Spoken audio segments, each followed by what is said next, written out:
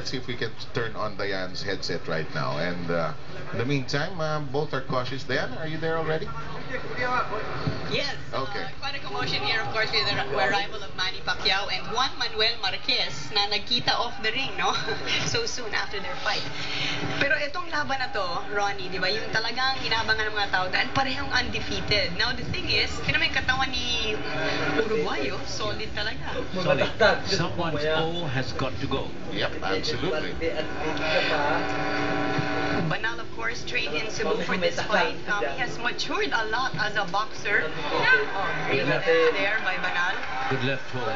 Ang advantage siguro ni Bazooka, 30 hours ang biyahe ni Herrera mula Pagkatapos, sa 2 oras sa airport daw eh.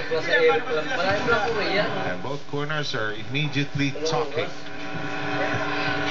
So Herrera came from Uruguay, took a flight to Sao Paulo, missed his flight, had to stay overnight in Brazil, then flew to Amsterdam, and then took a flight to Manila. Banal.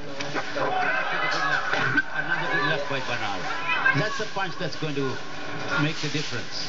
And Banal is immediately picking his spots, Ronnie. Right. Pero you can tell medyo alanganin yung Uruguay, no? He looks a little wobbly to me in this first And maybe round. what you're talking about, the flight and everything. No, I think he's a punching power, but he comes back with a solid left.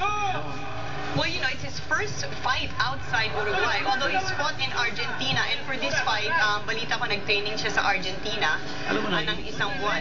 Ito si Karil Herrera beat Nelson Monte in his last fight. Nelson Monte is a decent fighter with a good record, you know. He's 13-4, and he knocked him out in the first round, so he's got power.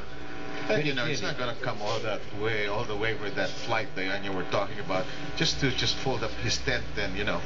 Alam mo to, very proud athletes ito mga Argentinians, you know. Oo, yung mga South Americans, para mga Pinoy, very aggressive. Oh, he got caught. Great left by Banal nailed him. That's the counter punch I was talking about at the top of the cover. Banal is going to get into the left. Saved by the ropes, si Uruguay.